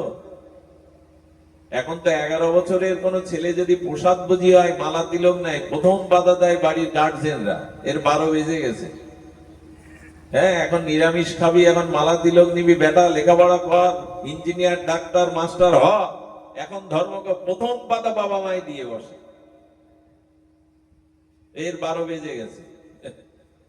বৃন্দাবনে যাব, এর 12 বেজে গেছে। এই হলো এই জাতির দুর্দশা। আরে লোকনাথ বাবার চরিত্র শুনতে এসছেন, জন্মের আগেই পিতামাতা বিছানায় সংকল্প করছে, এবার যে সন্তান ভগবান দান করবে, তাকে সন্ন্যাসী করে জগতের কল্যাণে আমরা দিয়ে দেব। 11 বছরে পারবেন তো মানুষ করে হাতে তুলে দিতে গুরুদেবের হাতে? কই সে পিতামাতা? কই সে ধ্রুবের মা? কই সুনীতি? কই 5 বছরের ছেলেকে জঙ্গলে তপস্যার জন্য পাঠায়? কই সে পিতামাতা? শুধু পড় আর ডাক্তার। মনে আছে তো সপ্তাহখানি আগে খবরের কাগজে আপনারা দেখেন, আপনারা, আমি তো দেখার সময় পাই না। আরে বড় ছেলে সচিব, মেজ ছেলে বুয়েটের শিক্ষক, আর একজন যেন কি 7 দিন পচা মরে পড়ে রইল, মা দেখার কেউ নেই। এই ডাক্তার, এই মাস্টার করে কি করলেন আপনি? মানুষ করুন।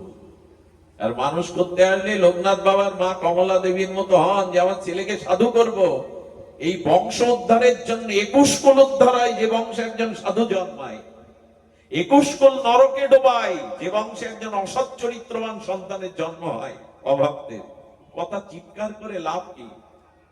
9 বছর থেকে এই চিৎকার করছি, লাভটা কি? কেউ জাগে না, শুধু পড় আর বড় হা। আরে এক মহাপুরুষের দর্শনে গেছেন একজন, পেছনে হাত জোর করে দাঁড়িয়ে বলছে, কিছু বলবি?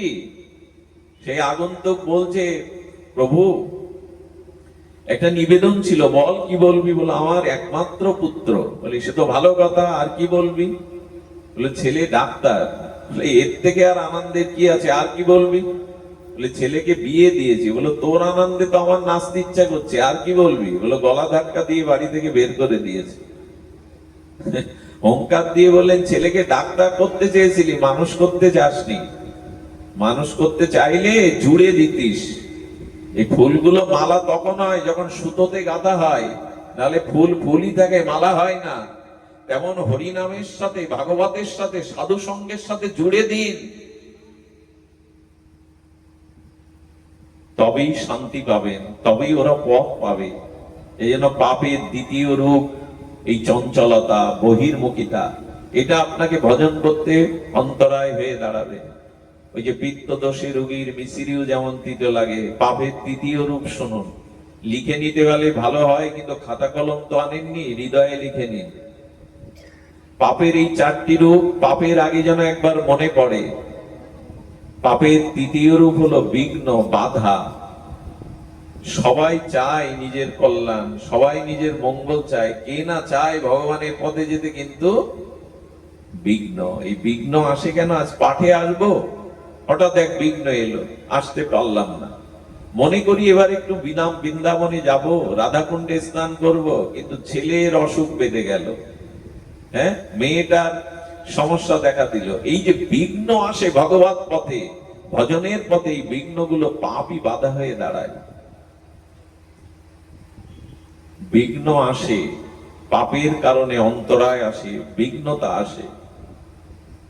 সুধীজন, পাপের চতুর্থ রূপ হলো, এটা খুব অদ্ভুত, পাপের চতুর্থ রূপ হলো নিরাময় অযোগ্য রোগ। রোগ 2 প্রকারের। একটা শরীরের অনিয়মের দ্বারা, অখাদ্য কুখাদ্যের দ্বারা যে রোগগুলো আসে, অনিয়মের দ্বারা, সেই রোগগুলো ডাক্তার ঔষধে সেরে যায়। কিন্তু যে রোগটা আমাকেও শেষ করে, পরিবারকেও শেষ করে, সবাইকে পথে নামায়, এই দুরারোগ্য রোগের কারণও পাপ। দিল্লিতে 2 বন্ধু শেয়ার মার্কেটের ব্যবসা করতে করতে শেয়ারে কয়েক কোটি টাকা বেঁধে গেল। লাভবান হলে হোটেলে খেতে গিয়ে এক বন্ধুর মনে পাপের চিন্তা জাগলো। হোটেল বয়কে কিছু টাকা দিয়ে খাদ্যে বিষ মিশিয়ে বন্ধুকে মেরে সম্পত্তির অধিকারী। কলকাতায় এসে বড় বাড়ি করলো, আলিশান বাংলো, গাড়ি করলো, কয়েক কোটি টাকা ব্যাংকে জমালো, বিয়ে করলো। 1 বছর পরে একটা পুত্র সন্তান জন্ম হলো। ফুলে ভেবে চারিদিকে সুবাতাস বইছে। ছেলেটার বয়স 2 বছর। এই আদরের ছেলের এমন এক রোগ দেখা দিল, ভারতে নয়, ইউরোপে নয়, সব জায়গায় ব্যয় করতে গিয়ে সেই বাড়ি, গাড়ি, ভূ সম্পত্তি, ব্যাংক ব্যালেন্স সব শেষ। কলকাতার হাসপাতালে ভর্তি, পকেটে 100 টাকা তার অবশিষ্ট আছে, আর কিছু নেই। ডাক্তাররা বলল এই রোগ নির্ণয় অসমর্থ, বাঁচবে না, একে বাড়ি নিয়ে যান। বাড়ি নিয়ে বারান্দায় তুললো, ড্রাইভারকে 100 টাকা দিল, ছেলেটা মারা গেল। এই অবস্থা দেখে ও হিমালয়ের ঋষির কাছে গিয়ে প্রশ্ন করেছিল, বলতে পারেন এর কারণ কি? বলল খুব সহজ, যে বন্ধুকে বিষ দিয়ে মেরেছিলে না, ওই বন্ধুই পুত্র রূপে এসে তোমার সব শেষ করে চলে গেল। শেষ করে চলে গেল। পাথরকেও হজম করতে পারেন, পাপ করে হজম করা যাবে না। পাড়া যদি কারো খাওয়া পড়ে, ওই পাড়া কিন্তু একদিন বিস্ফোরক হয়ে 10 বছর পরেও বেরোবে। রামকৃষ্ণদেব সহজ কথায় বলতেন, ঝাল খাবি, ঝাল চিবাবি, জিহ্বা জ্বালা করবে না, তত হবে না।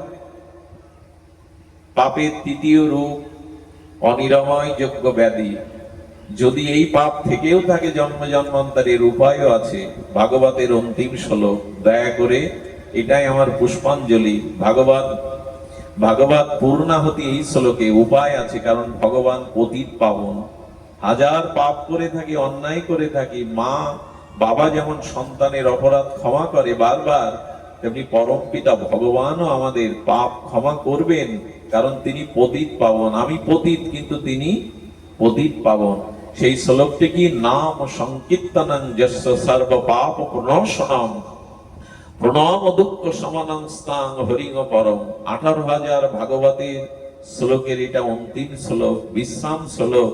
নাম সংকীর্তনং যস্য সর্ব পাপ প্রণশনম। অপরাধ যুক্ত হয়ে, শ্রদ্ধালু হয়ে হরি নাম করো আর হরি কথা শ্রবণ করো। এই হরি নামের এমন শক্তি আছে, অনন্ত জন্মের পাপকে পাপ প্রণশনম। ভাগবত বলছেন, নাম সংকীর্তনং যস্য সর্ব পাপ প্রণাশনম। জগাই মাদায়ের পাপ কম ছিল, লোকের ঘরে আগুন দিয়েছে, মদের গন্ধ বেরোচ্ছে, নিত্যানন্দকে রক্ত ঝরিয়েছে, কিন্তু হরিনাম দিয়ে মহাপ্রভু তাদের উদ্ধার করলেন। নিতাই বলল, জগাই মাদাই, তোদের দেখলে মানুষ একদিন গঙ্গা স্নান করে ঘরে উঠত, অপবিত্র জ্ঞান করত, একদিন তোদের দেখলে আর গঙ্গা স্নান করার কথা মনে থাকবে না, যে তোমার দর্শনে আমি পবিত্র হয়েছি। এই তো হরিনাম, হরি কথাকে জীবনে নিয়ে নিন। নিঃশ্বাস প্রশ্বাসে ভগবানের নামটা নিতে শুরু করুন, জিহ্বাটা নাড়ান, দোকানে বসে আছেন, খরিদ্দার নাই, জিভ নাড়ান। মায়েরা রান্না করছেন, জিভটা নাড়ান। ঘর মুছছেন, জিভটা নাড়ান। নিঃশ্বাস প্রশ্বাসে হরিনামই আপনার অনন্ত জন্মের পাপকে ভস্মীভূত করতে পারে। আচ্ছা, একটা দিয়াশালার অগ্রে যে বারুদ আছে, ওইটা দিয়ে একটা গ্রাম পোড়ানো যায় কিনা? এটা কথা বলেন, গ্রাম পোড়ানো যায় কিনা? অনেকটা দূষিত জলের মধ্যে, ঘোলা জলের মধ্যে ফটকিরি দানা দিয়ে দিলে জলটা শুদ্ধ হয় কিনা? যদি স্ফটিক দানার কারণে অশুদ্ধ জল শুদ্ধ হয়, একটা বারুজের দিয়াশালায় গ্রাম পোড়ানো যায়, হরি নামে পাপ নষ্ট হবে না? হরি নামে পাপ পুড়ে যাবে না? অবশ্যই যাবে। এই জন্য ভগবানের, আপনি তীর্থ করতে সবসময় পারবেন না, আপনি অশ্বমেধ যজ্ঞ করতে পারবেন না, দান ধ্যান পারবেন না, নাম করতে পারবেন। এই জন্য দয়া করে হরি নাম জিহ্বায় নিন, আর সময় পেলে হরি কথা শ্রবণ করুন। নাম সংকীর্তনং যস্য সর্ব পাপ প্রণাশনম প্রণম দুঃখ সমানং স্থান হরিং পরম। এই পরম প্রিয় হরি, পতিত উদ্ধারণ, পতিত পাবন নিতাই চাঁদ মহাপ্রভু, তাদের চরণাশ্রয়ে হরি নাম করলে সমস্ত পাপ বিদূরিত হয়ে যাবে। এই ভরসাটুকুই যেন আমরা এখান থেকে নিয়ে যাই। যিনি এই অনুষ্ঠানের আয়োজন করেছেন তিনি ভাগ্যবান। লোকনাথ বাবা, তিনি যে সম্পদ, সাধন সম্পদ রেখে গেছেন, তার এই তিরোভাব তিথিতে তাকে যারা স্মরণ করলেন, তার পাদ মূলে যারা এসে বসেছেন, অবশ্যই বাবা অলক্ষ্যে তার কথা যেখানে হয়, হরি কথা যেখানে হয়, সেখানে স্বয়ং হরি আসেন। রাধারানী, হনুমানজি আছেন। বাবার এই বিরহ বাসরে তিনিও এসেছেন। নিশ্চয়ই তিনি দুহাত ভরে আপনাদেরকে বরাভয় আশীর্বাদ দান করবেন। আপনাদের মঙ্গল হোক, আপনাদের কল্যাণ হোক, এই কথা বলেই আজকের মতো হরি কথা আর এখানে বিশ্রাম। শ্রী গুরু প্রেমানন্দে হরি বল জয়। সকলের জন্য প্রসাদের ব্যবস্থা আছে, আপনারা প্রসাদ নিয়ে তবে যাবেন। আপনারা প্রসাদ পেয়ে তবে এখান থেকে প্রসাদ পেয়ে তবে গৃহে প্রত্যাগমন করবেন। আমি আসছি উত্তরা থেকে আসছি, আমার কাছে একটা অনুরোধ থাকে আপনার কাছে, আপনি যে বসে দুইটা একটা পার্ট আমাদের অঞ্চলে পাই আমরা, আপনি বসে বসে প্রথম আমরা পাইছি, আমরা খুব আমি